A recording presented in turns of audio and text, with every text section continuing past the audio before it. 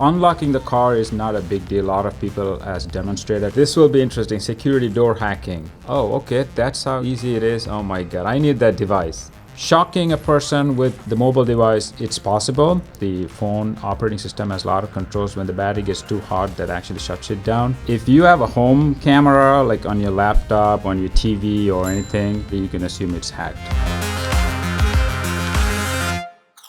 Hello, this is Sri Achary. I've been practicing cybersecurity for about 15 years. I have a lot of cybersecurity certifications. I've been a white hat hacker for a while. Now I support all the corporate and everything, trying to protect a lot of the infrastructure from hackers. Today we're going to talk about Watchdogs Legion. Look at all the hacking that's going on. Let's do it.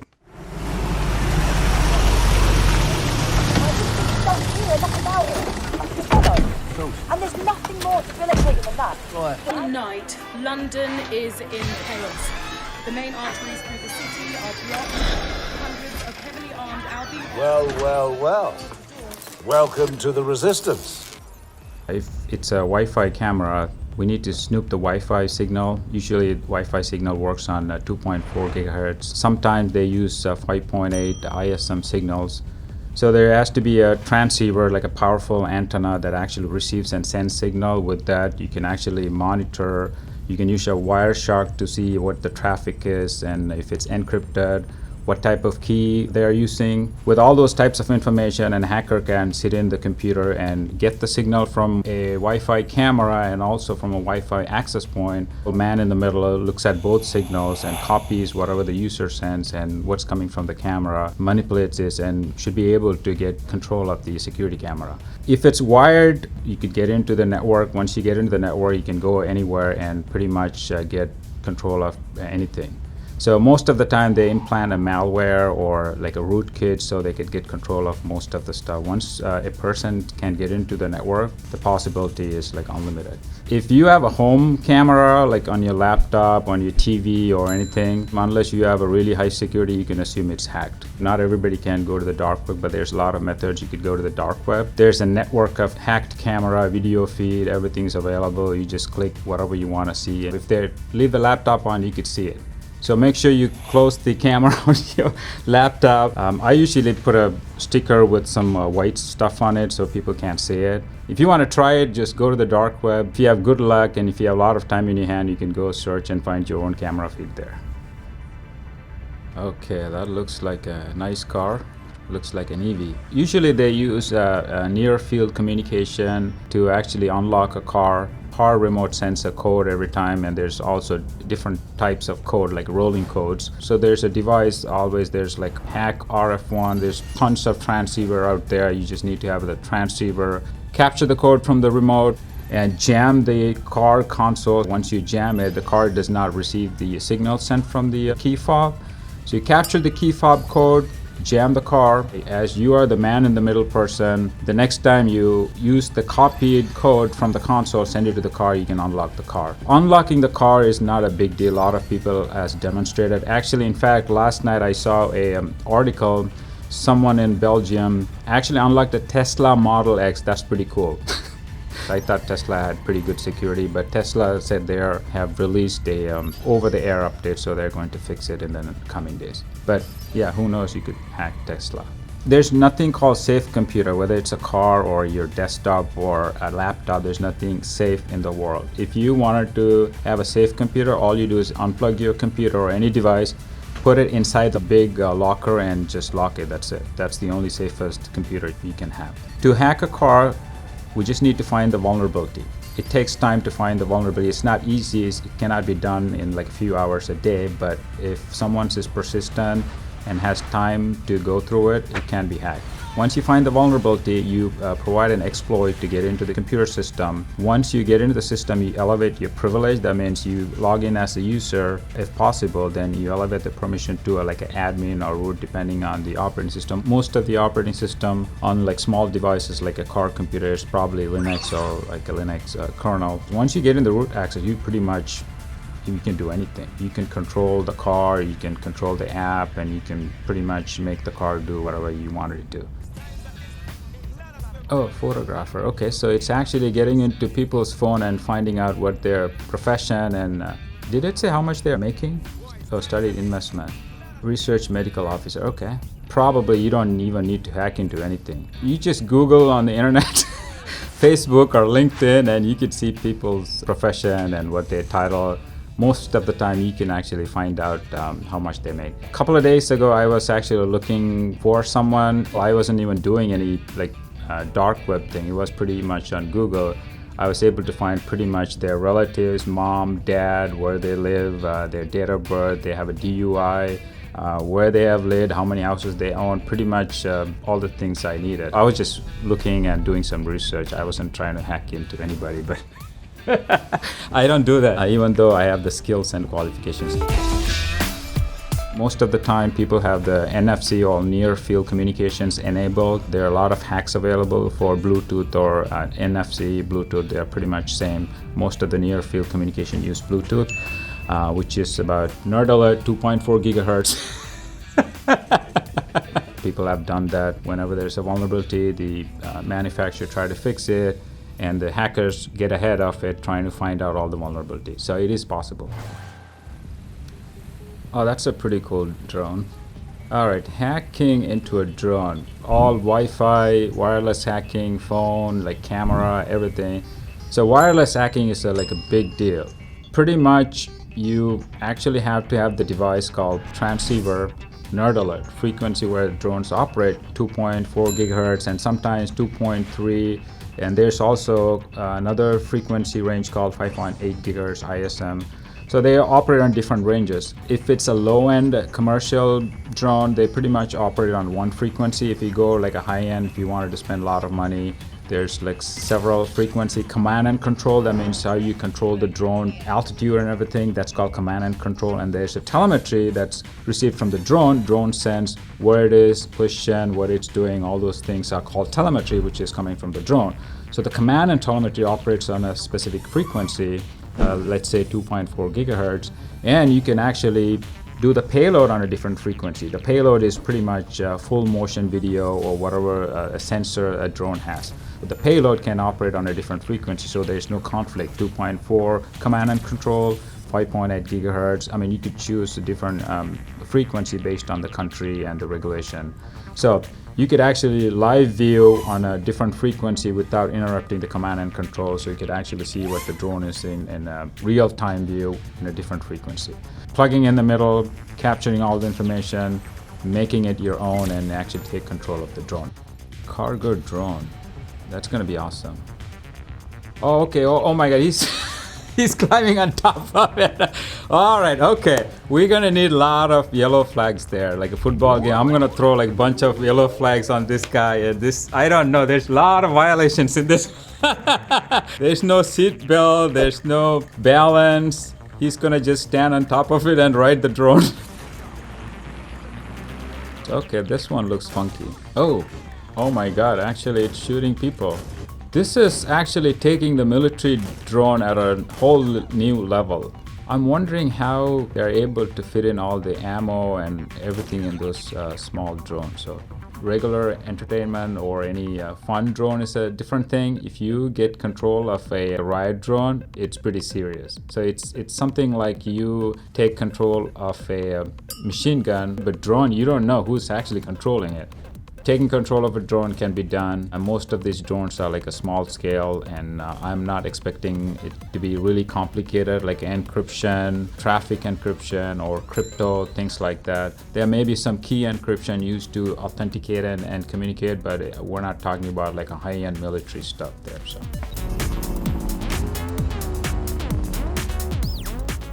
counter-terrorism drones. They do exist. Oh. Are they shooting people at random or? Okay. Oh my God, it just blew up a bus.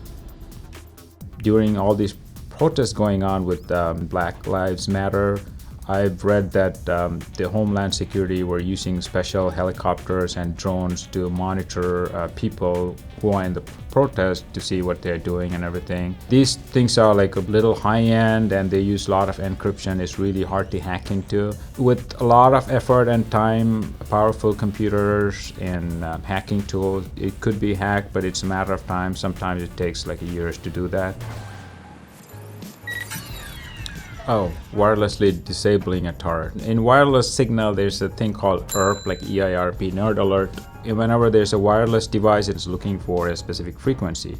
So if you try to jam the device, you actually send in that frequency with a really high power. So it would ignore all the other signal that's receiving, only would collect the signal with a higher power. So when you send something with a higher ERP, a higher wattage, you would receive that signal, but that signal is garbage. You're actually making it not usable, and you can actually even damage the device by sending like a high power signal to that device. So disabling and making it inoperable is like pretty much easier task compared to the other ones. This will be interesting. Security door hacking. Oh, okay, that's how easy it is. Oh my god, I need that device. I can go into my office and everywhere I wanted to go. Airport, data center. If you associate that card with the PIN or anything, it's called two-factor authentication. It's not one factor, only the card, but you need to remember that PIN to get in. So that's going to be a little harder. So the more factors you add to an authentication device is a little harder to hack into. Wow. Oh my god. This guy's pretty good. Most of the things that's going on here are pretty large group of hacking individuals or something called a nation state. You could have told me it was a bloody costume party. It needs to be a group of people working harder to implant like malware or rootkit, like an operating system specific kit that actually you can command and do whatever you want the computer or the system to do. You just send in a command and say open the door or gate with the specific signal. You can actually do all those things. So if somebody blocks that sensor, it should alarm. The only way to avoid that signal is either disable the alarm or signal to pass through. So if that person makes himself invisible, I don't know if you see Harry Potter, he's invisible when he throws the blanket out, but he's there. Wi-Fi signal and all this infrared cannot pass through a human being. So I'm not sure how that hacking is done. It just baffles me. Unless you receive that signal like a transceiver on one side of the body and transmit on the other side of the body, you can actually hack into it, but there's a time delay. So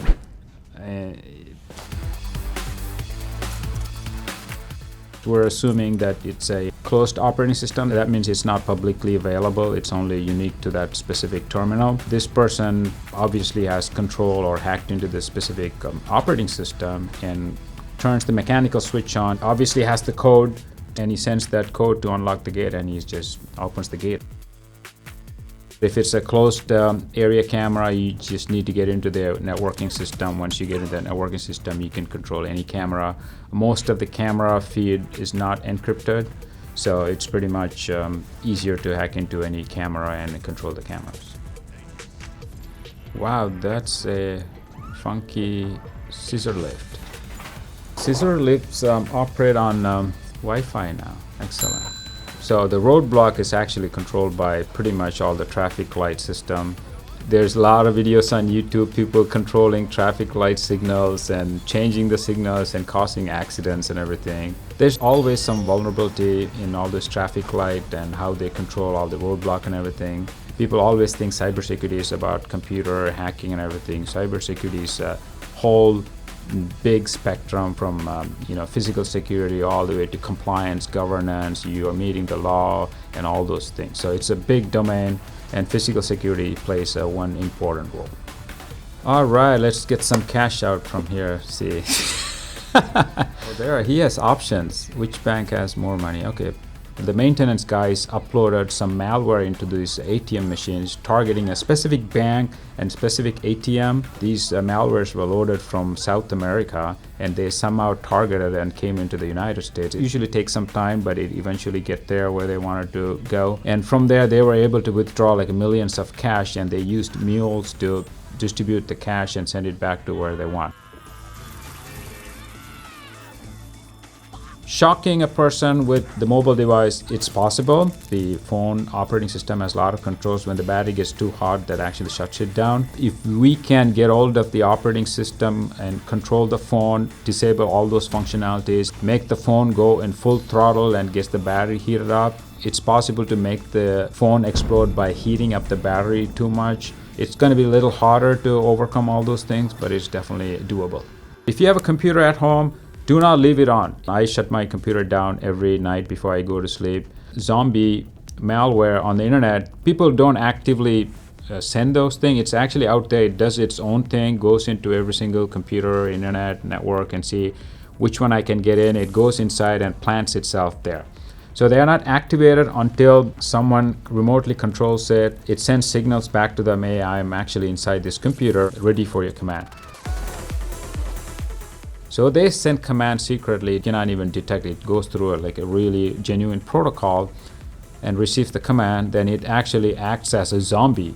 You may be having a really high-end computer to play games. You probably being controlled by like a zombie software inside your computer that uses all its power to actually attack another computer somewhere. You wouldn't even know it. FBI agent coming knocking at your door, hey, I see some signal coming from your computer. But it is possible to control one device from another device, because once you have the rootkit and malware, everything implanted, you could send command to that device. From there you could control any device you want or attack it. That's why it's really hard for government folks to target. Let's say there's people from North Korea attacking. They don't directly attack from North Korea because everybody's going to know where the traffic is coming from. They actually have a lot of zombie computers all over the world. They go and plant their malware into. Whenever they're ready, they launch all these attacks from different locations.